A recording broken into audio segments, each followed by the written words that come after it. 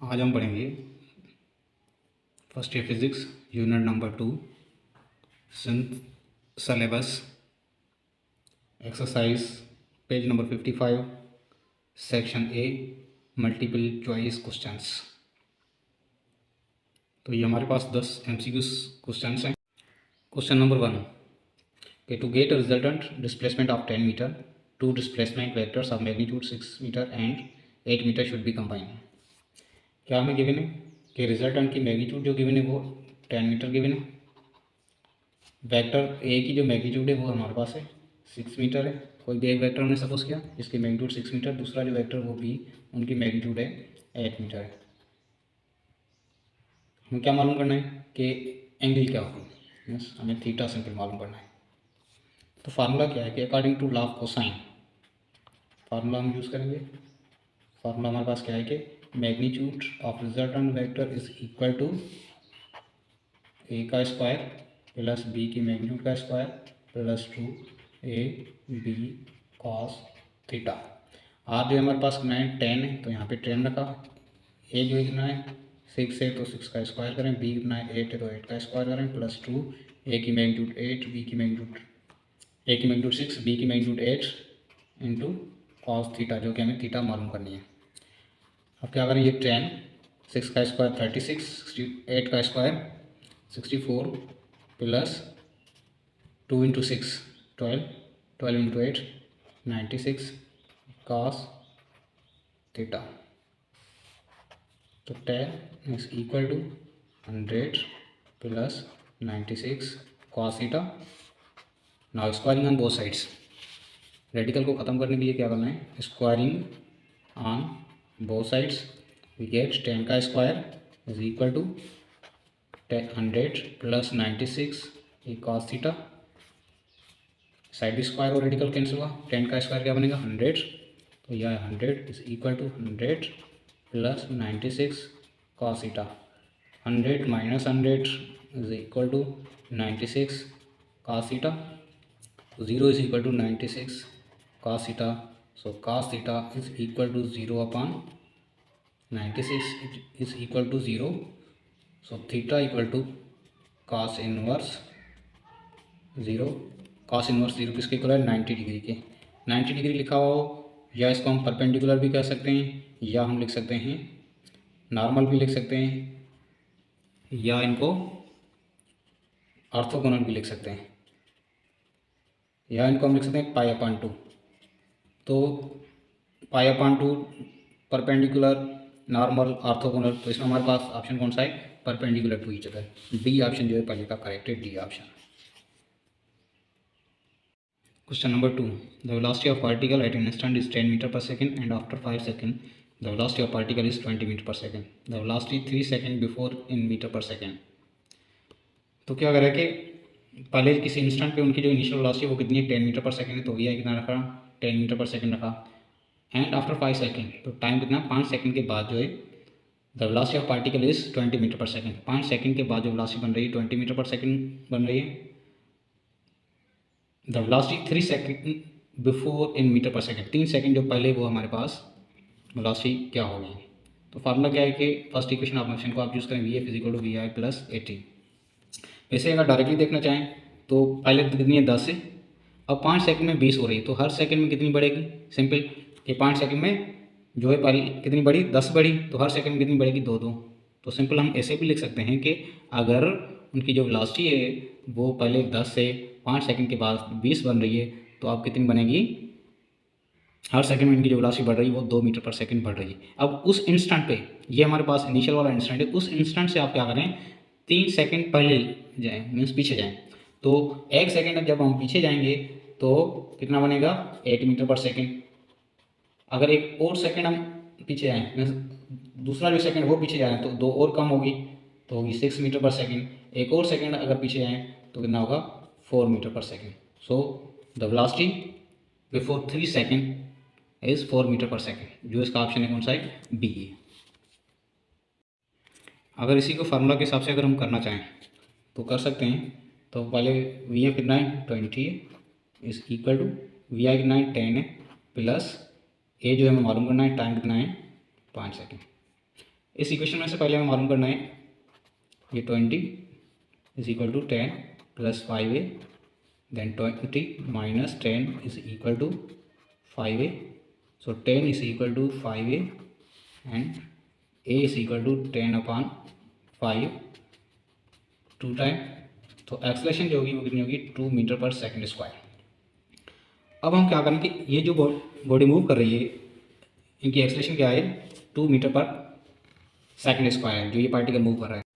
अब जो new data के हिसाब से अब हमारे पास वी आई की कितनी है 10 मीटर पर सेकंड, तो वी आई वही 10 मीटर पर सेकंड रहा 10 मीटर पर सेकंड। एक्सेलरेशन हमारे पास क्या है 2 मीटर पर सेकंड स्क्वायर और टाइम क्या है कि टी डैश जो हमें गिवन है जो कि 3 सेकंड पहले, टाइम जो है 3 सेकंड से।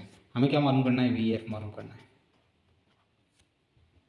तो हम कहाँ जा रहे हैं कि बैक में जा रहे हैं, कहाँ जा रहे हैं बैक में जा रहे हैं। तो हमारे पास यहाँ पे एक्सेलरेशन जो होगी वो क्या होगी नेगेटिव होगी। पहले जो इनकी वैल्यू बढ़ रही थी, जब हम पीछे जाएंगे तो वेलोसिटी उनकी क्या होती जाएगी डिक्रीज होती जाएगी। तो इसको हम रिवर्स में ले रहे हैं, इसलिए आप इस ए को जो है आप क्या लिखें नेगेटिव का मीटर पर नेगेटिव 2 मीटर पर सेकंड स्क्वायर लिख सकते हैं।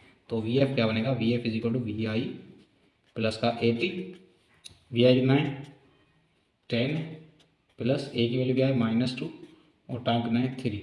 सो 10 - 6 is equal to 4 metre per second, जो कि ये सेम वैल्यू है जो कि हमने पहले मालूम की है। Question number 3, a ball is thrown upward with a velocity of 100 metre per second, it will reach the ground. एक पहले वीडियो जो शॉर्ट ट्रिक्स में दी थी, शॉर्ट ट्रिक 1 में, कि जब हमारे पास कोई भी ऑब्जेक्ट है उसको वर्टिकली अपवर्ड थ्रो करें तो हर सेकंड में उनकी वेलोसिटी जो है 10 मीटर पर सेकंड डिक्रीज होती है। तो वही कॉन्सेप्ट अगर यहाँ पे यूज़ करें तो पहले सेकंड के बाद 90 मीटर पर सेकंड, दूसरे सेकंड के बाद 80, तीसरे के बाद 70, तो 10 लास्ट 10 सेकंड के बाद क्या हो जाएगी 0 होगी। तो सिंपल हम क्या लिखेंगे मैक्सिमम हाइट तक पहुँचने के लिए 10 सेकंड लगते हैं। अब मैक्सिमम हाइट से अगेन वापस क्या बॉडी नीचे आएगी तो टोटल ग्राउंड तक पहुँचने में कितना टाइम लगेगा 20 सेकंड। 10 ऊपर मैक्सिमम हाइट तक पहुँचने के लिए और वापस 10 नीचे वापस आने के लिए, तो टोटल टाइम कितना लगेगा 20 सेकेंड्स। तो इनका ऑप्शन कौन सा था, ये बी वाला जो ऑप्शन है वो सही है। Question number 4, two projectiles are fired from the same point with the same speed at the angles of projection 60 degrees and 30 degrees respectively. Which one of the following is true? कि एक projectile की जो value है वो कितनी, वो angle है किस प्रोजेक्ट थीटा से, एक को हम थ्रो कर रहे हैं 60 डिग्री से, ये प्रोजेक्टाइल 1 है, और दूसरा जो प्रोजेक्टाइल है उसको हम थ्रो कर रहे हैं किस डिग्री से 30 डिग्री से। तो ये जो है दूसरा ये 30 डिग्री वाला प्रोजेक्टाइल है। Which of the following is true कि the range will be the same. अब रेंज के लिए क्या है कि दो हमारे पास इस सेकंड के लिए क्या है हमारे पास 30 degree, the range will be same. जब हमारे पास दो प्रोजेक्टेड एंगल हमें गिवन है दो प्रोजेक्टाइल्स की, अगर उनका सम 90 डिग्री आ जाए तो रेंज क्या होती है सेम। अब इन दोनों को ऐड करें कि अल्फा प्लस बीटा ये कितना है 60 डिग्री प्लस 30 डिग्री, दोनों को सम करने से क्या मिला 90, तो इनकी जो रेंज होगी वो क्या होगी सेम होगी। ए ऑप्शन जो है करेक्ट ऑप्शन है जिसमें हम क्या लिखेंगे रेंज इज सेम। तो ये वाला सही है। अब बी वाला गलत क्यों है, there maximum height will be same. Maximum height जो डिपेंड कर रही है किस पे थीटा पे, इसलिए दोनों जो है थीटा डिफरेंट है तो मैक्सिमम हाइट भी क्या होगी डिफरेंट। वेलोसिटी भी थीटा पे डिपेंड कर रही है और टाइम भी किस पे डिपेंड कर रहा है थीटा पे, इसलिए बाकी जो ऑप्शन सारे गलत हैं। ये वाला जो ऑप्शन सही है the range is same. Question number 5, the ratio of numerical values of average velocity and average speed of a body is always a में यूनिटी, बी में यूनिटी और लेस देन, सी में यूनिटी और मोर, डी में जो है लेस देन यूनिटी। तो numerical value of average velocity and average speed, तो अगर डिस्प्लेसमेंट देखा जाए और डिस्टेंस देखा जाए, डिस्प्लेसमेंट और डिस्टेंस का कॉन्सेप्ट ये कि डिस्प्लेसमेंट की जो मैग्नीट्यूड है वो हमेशा लेस देन होती है या इक्वल होती है किसके डिस्टेंस के। इसके बेसिस पे तो वेलोसिटी की जो मैग्नीट्यूड है, वेलोसिटी की जो मैग्नीट्यूड है जिसे हम एवरेज वेलोसिटी ले रहे हैं उनकी मैग्नीट्यूड ये भी क्या होगी हमेशा लेस देन और इक्वल टू होगी किसके स्पीड के।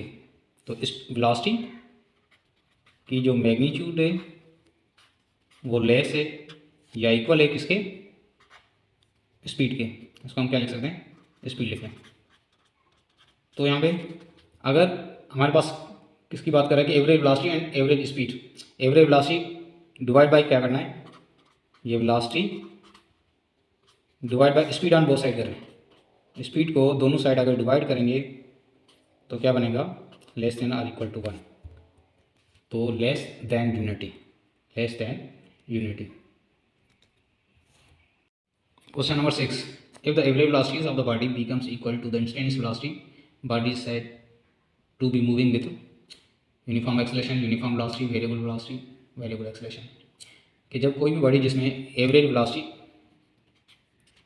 वी एवरेज ये अगर इक्वल है इसके इंस्टेंटेनियस वेलोसिटी के, तो इस कंडीशन में हम क्या कहते हैं, जो बॉडी मूव करती है वो एक यूनिफॉर्म वेलोसिटी से मूव करेगी। तो इसका ऑप्शन जो है कौन सा सही है, बी वाला ऑप्शन सही है, यूनिफॉर्म वेलोसिटी। ये यूनिफॉर्म वेलोसिटी की डेफिनेशन भी है। Question number 7, at the top of trajectory of the projectile the acceleration is, तो वहाँ पे जो है, क्योंकि ड्यूरिंग द प्रोजेक्टाइल हम एक्सेलरेशन को क्या लेते हैं, कांस्टेंट लेते हैं, जो कि किसके इक्वल होती है, एक्सेलरेशन ड्यू टू ग्रेविटी के इक्वल। तो इनका जो ऑप्शन है 7 का, क्वेश्चन नंबर 7 का ऑप्शन जो है डी सही, इसमें क्या होगा, जी। Question number 8, at what angle the range of projectile becomes equal to the height of projectile, कि रेंज जो है वो किस एंगल पे इक्वल हो जाए हाइट ऑफ प्रोजेक्टाइल के। तो क्वेश्चन नंबर 8 में जो हमारे पास एक बहुत ही आसान सी ट्रिक है कि उसका नाम है कि रतन चोर है, रतन चोर है, जिसको हम लिख सकते हैं r tan theta is equal to 4h। बस ये अगर ट्रिक याद है तो आप कोई भी इस टाइप का प्रॉब्लम कर सकते हैं। हमें क्या रखना है कि सिंपल tan थीटा चाहिए, so tan theta is equal to 4h upon r। तो क्या कंडीशन है कि जो at what angle the range of projectile becomes equal to the height of projectile, तो range is equal to height. हमें क्या मालूम करना है, थीटा मालूम करना है। तो एक बेसिक जो फार्मूला है, एक बेसिक ट्रिक है जिसका आप याद कर लें, तो इस टाइप की कोई भी अगर प्रॉब्लम आ जाए आप लोग कर सकते हैं। तो फार्मूला हमारे पास एक रतन चोर है, और रतन चोर है, जिसको हम r tan theta is equal to 4h, r क्या है, रेंज है, थीटा प्रोजेक्टेड एंगल है प्रोजेक्टाइल की, और h क्या है, हाइट है। तो सिंपल हमें क्या मालूम करना है, थीटा मालूम करना है। तो tan theta is equal to 4h upon r। Then condition क्या गिवन है, कंडीशन ये गिवन है कि r is equal to h, तो 4 r की जगह पे h लिखें या h की जगह पे r लिखें, बात वही सेम है। तो r डिवाइड बाई r, तो tan theta is equal to 4, then theta equal to tan inverse 4। tan inverse 4 equal होता है 76 डिग्री के, जो कि ऑप्शन कौन सा है, 76 सी वाला। तो सी वाला ऑप्शन इसका करेक्ट है, 76। क्वेश्चन नंबर 9, कि the angle at which dot product becomes equal to the cross product, क्या मालूम करना है, थीटा मालूम करना है। तो कंडीशन क्या है कि डॉट प्रोडक्ट दो वेक्टर की इक्वल टू आ जाए the magnitude of the cross product. A dot B is equal to magnitude of A cross B, A dot B is equal to होता है ए बी कॉस थीटा के, and A cross B की magnitude किसके equal है, A B sine theta के equal है। हमें क्या मालूम करना है, साइन थीटा मालूम करनी है। तो ए बी डिवाइड बाय कर लें, A B is equal to इस साइड क्या है, साइन थीटा, और जो कॉस थीटा इस साइड वाला उस साइड आप डिवाइड करें। ए बी में डिवाइड होने से क्या बनेगा 1, और ये किसके इक्वल है, tan थीटा के। So theta equal to tan inverse 1, तो इसको हम लिख सकते हैं 45 डिग्री। तो 45 डिग्री पे जो है वो A dot B is equal to the magnitude of cross product. तो ऑप्शन इसका कौन सा सही है, 45 बी वाला। तो बी वाला जो है करेक्ट ऑप्शन है क्वेश्चन नंबर 9 का। Question number 10, if the dot product of two non zero vectors vanishes the vectors will be, कि दो वेक्टर्स की जो डॉट प्रोडक्ट है वो, दो नॉन जीरो वेक्टर्स की डॉट प्रोडक्ट जो है वो वैनिश हो जाए, मीन्स जीरो हो जाए, तो द वेक्टर्स विल बी, तो वेक्टर क्या हो सकते हैं। तो A dot B is equal to A B cos theta, dot product क्या हो जाए, वैनिश हो जाए। इसका मतलब ये जीरो हो जाए, ये ए भी जीरो के इक्वल नहीं, बी भी जीरो के इक्वल नहीं, तो ए बी आप रख सकते हैं into cos theta. So zero upon A B is equal to cos theta, तो zero is equal to cos theta, तो theta equal to cos inverse zero, cos inverse zero किसके equal है, 90 degree के। तो 90 डिग्री को हम क्या कर सकते हैं, परपेंडिकुलर भी कह सकते हैं या ऑर्थोगोनल।